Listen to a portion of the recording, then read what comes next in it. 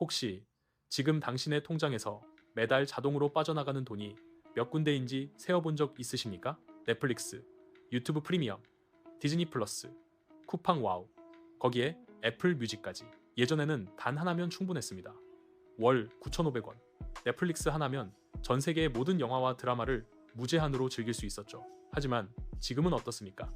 월말이 되면 당신의 지갑은 정기적으로 털립니다. 하나씩 더하고 또 더하고 구독료는 슬금슬금 오릅니다. 월 2만원, 3만원.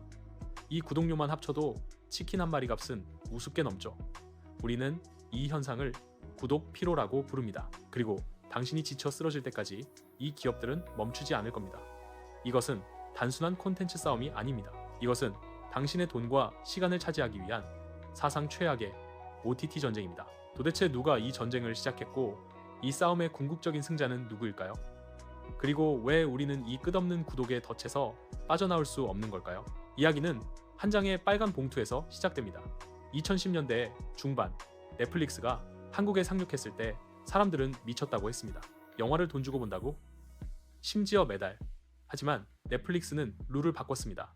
그들은 라이선스 독점이라는 무시무시한 전략을 들고 나왔죠. 기존 방송사나 영화 제작사들에게 천문학적인 돈을 쏟아부어 그들의 모든 콘텐츠를 자기 플랫폼 안으로 끌어들였습니다. 넷플릭스만 구독하면 하우스 오브 카드부터 기묘한 이야기까지 최고의 콘텐츠를 집에서 편하게 볼 수 있었습니다. 이때가 바로 OTT의 황금기, 소비자들이 가장 행복했던 시기입니다. 넷플릭스는 가장 저렴한 가격으로 가장 많은 것을 제공하는 구세주였습니다. 하지만 곧 구세주는 괴물이 됩니다. 넷플릭스는 자신들이 유일무이한 플랫폼이 되자마자 본색을 드러냈습니다.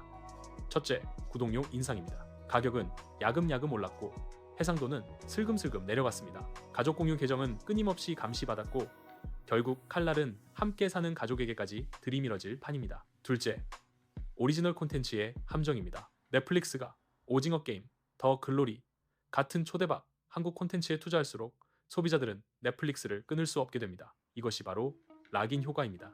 넷플릭스는 이제 더 이상 콘텐츠 유통업자가 아닙니다. 그들은 자체 콘텐츠 제작사, 독점 판매처, 그리고 이제는 우리의 지갑을 장악한 독재자가 된 것입니다. 넷플릭스가 황금기를 즐기는 동안 기존 콘텐츠 제왕들은 분노했습니다. 우리가 만든 콘텐츠로 넷플릭스가 돈을 버는데 우리는 왜 넷플릭스에게 콘텐츠 사용료를 받기만 해야 하는가? 바로 디즈니, 워너브라더스, HBO 같은 공룡들입니다. 이들은 넷플릭스에서 자신들의 보물, 마블, 스타워즈, 프렌즈를 모두 회수하기 시작했습니다.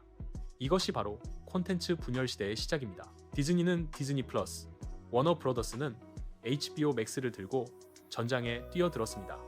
그들의 전략은 간단했습니다. 넷플릭스에 맞서 싸울 유일한 방법은 넷플릭스가 했던 것처럼 우리만의 독점 왕국을 만드는 것뿐이다. 소비자들에게는 비극이었습니다.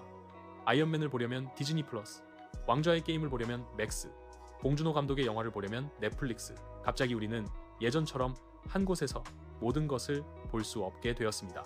이제 당신이 좋아하는 모든 것을 보려면 최소 3개에서 4개의 스트리밍 서비스를 구독해야 합니다. 특히 디즈니 플러스의 한국 시장 실패 사례는 흥미롭습니다.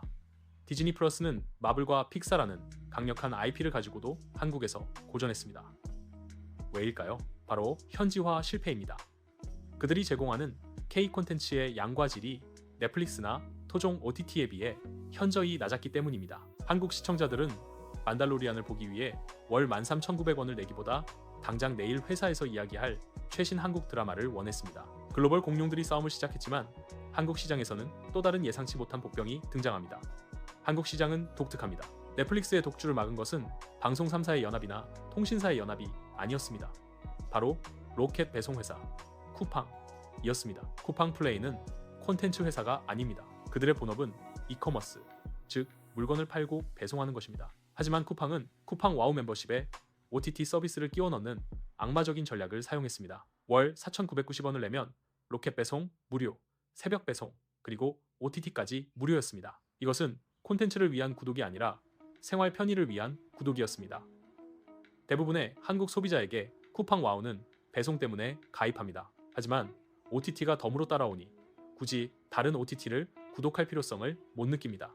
이것이 바로 쿠팡 플레이의 무서움입니다. 그들은 콘텐츠로 승부하는 것이 아니라 배송이라는 소비자의 필수제를 인질로 잡아 시장을 장악했습니다. 반면 티빙과 웨이브 연합은 힘을 쓰지 못했습니다. 그들은 국내 드라마와 예능이라는 강력한 무기가 있었지만 너무 많은 방송사와 통신사의 이해관계가 얽혀 있어 서비스 품질 개선이나 과감한 콘텐츠 투자에 어려움을 겪었습니다. 결국 한국의 OTT 전쟁은 콘텐츠 대 콘텐츠의 싸움이 아니라 글로벌 자본 대 이커머스 자본의 싸움으로 변질되었습니다. 그리고 순수하게 콘텐츠만을 제공하는 국내 토종 OTT들은 고래 싸움에 새우등 터지듯 위기에 처하게 된 것입니다. 그런데 이 전쟁에서 가장 추악한 승리 전략이 등장했습니다.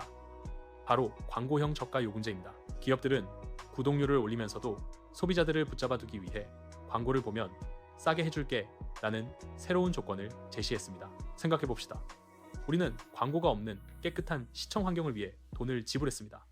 그런데 이제는 돈을 내면서도 광고를 봐야 합니다. 이것은 시청자에게 이중의 고통을 주는 행위입니다.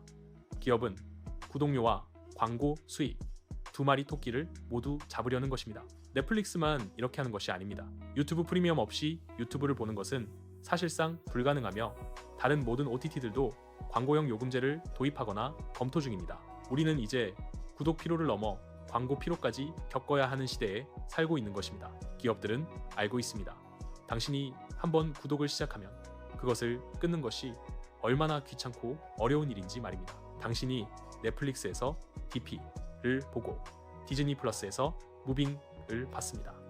이제 구독을 취소하려고 합니다. 취소 버튼은 도대체 어디에 숨겨져 있을까요? 마치 미로처럼 복잡하고 해지할 때마다 당신은 이 멋진 콘텐츠를 포기할 건가요? 라는 후회 유도 메시지가 뜹니다. 이것이 바로 기업들이 설계한 다크 패턴입니다. 쉽게 들어와서 절대로 나갈 수 없게 만드는 철옹성 말입니다. 결론적으로 이 스트리밍 전쟁의 승자는 아직 확실치 않습니다. 넷플릭스는 여전히 강하지만 쿠팡이라는 거대 유통 공룡의 등장은 판을 뒤흔들고 있습니다. 하지만 확실한 패자는 있습니다. 바로 소비자입니다. 우리는 수많은 플랫폼에 돈을 분산해서 지불해야 하고 심지어 돈을 내면서도 광고를 봐야 하는 상황에 처했습니다. 우리가 스트리밍 전쟁의 희생자가 되지 않으려면 어떻게 해야 할까요? 가장 중요한 것은 시청 습관의 변화입니다. 월급이 통장을 스쳐 지나가는 것을 막으려면 연간 구독에 묶이지 마십시오. 필요한 콘텐츠가 나올 때만 잠깐 구독하고 바로 해지하는 게릴라 구독 전략을 취해야 합니다. 넷플릭스에서 보고 싶은 드라마가 몰아서 올라왔다면 한 달만 집중해서 보고 끊으세요. 그리고 다음 달에는 디즈니 플러스를 한 달 결제하는 겁니다. 기업들은 당신이 영원히 매달 돈을 내주기를 바랍니다. 하지만 당신은 스마트폰의 앱 삭제하듯 필요 없는 구독은 칼같이 잘라낼 수 있어야 합니다. 콘텐츠는 언제나 당신을 유혹할 겁니다. 하지만 당신의 통장 잔고는 유혹에 넘어가지 않아야 합니다. 이 거대한 OTT 전쟁에서 당신의 돈을 지킬 수 있는 유일한 방법은 기업들이 설계한 구독의 덫대에서 스스로 걸어 나오는 것뿐입니다. 당신은 지금 몇 개의 OTT를 구독하고 계십니까? 댓글로 당신의 구독 현황과 지출을 공유해 주십시오. 당신의 통장 안녕을 기원하며 오늘 영상은 여기서 마치겠습니다.